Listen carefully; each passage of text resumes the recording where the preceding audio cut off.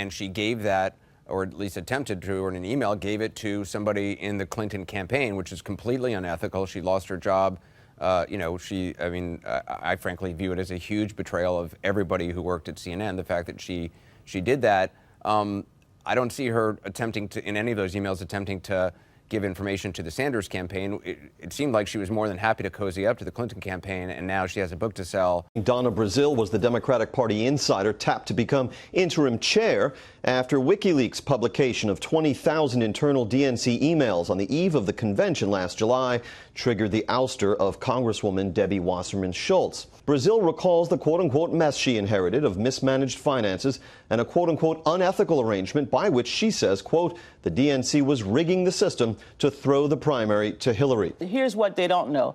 They don't know what it was like to be over at the DNC during this hacking. They don't know what it's like to bury a child. I did Seth Rich. They don't know what it's like to bury a child. I did Seth Rich. They don't know what it's like to bury a child. I did Seth Rich. They don't know what it's like to protect the staff from further harassment. They don't know what it's like because the high command of Brooklyn. And in the past, you said that sending those emails was a mistake. You'll forever regret, but in the book, it seems you're still not sure you sent this email. Well, George, I mean, when you're hacked, I mean, look, I have 7 email accounts, maybe more. When you're hacked and you don't know, I'm the only person in America that had to go and look and say, okay, where is it? Where is it? I knew I'd sent emails, of course, George. So you're not denying that you sent this email? George, I'm not. First of all, I said straight up, I said, look, if this was sent, I know why I sent it. I apologize. I spent the entire month of August apologizing for the leaked, hacked emails, which is a crime. And so far, no one has been charged with the crime. If you believe it was a botched robbery, why would you feel unsafe? Well, first of all, many of our staffers, once their personal information was shared on the internet, they began to get threats and just intimidated. And you know the internet, so I don't have to explain much more. Let me say something about Seth Rich. Seth was an honorable, decent, very good young man. Seth could have worked in any department in the DNC.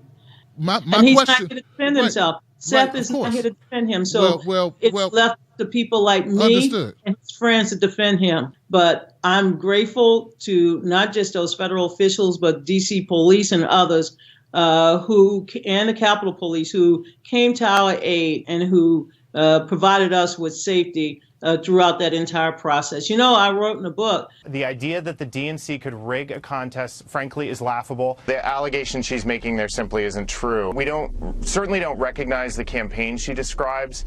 We also don't recall some of the events she said that happened. I'm sure her publisher put her under a lot of pressure. I wish she just put her foot down and said, no, I'm not going to do this.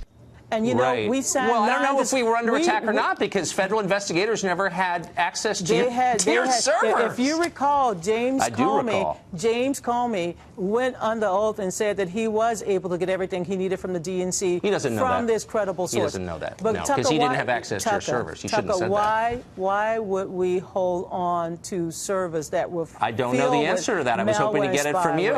Whistleblowers go to significant efforts to get us material and often very significant risks. There's a 27-year-old works for the DNC who was shot in the back, murdered just 2 weeks ago for unknown reasons as he was walking down the street in Washington. So that was just a robbery, I believe, wasn't it?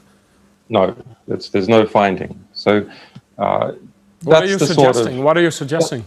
She suggests that he may have been killed for being white in the wrong neighborhood. However, Seth lived in a quiet part of town, and many of his neighbors were also white. Brazile goes on to say that it could have been the Russians, though she gives no explanation why. She also fails to offer any reason for why Moscow would have targeted the data staffer and adds that the FBI didn't find any evidence the Russians were involved either. Brazile said Rich's death terrified her, forcing her to shut the blinds in her office so that snipers couldn't see her. These statements raise several intriguing questions that Brazile manages to avoid answering. If Seth Rich was killed just for being white, as she suggested, then why would she have anything to worry about? In her book, she writes that Rich's death haunted her and that she felt a deep responsibility for what happened to him. But again, she offers no explanation why, and her later claims that Seth's murder wasn't suspicious beg the question of how a random murder of someone with no apparent connection to her could leave her so shaken.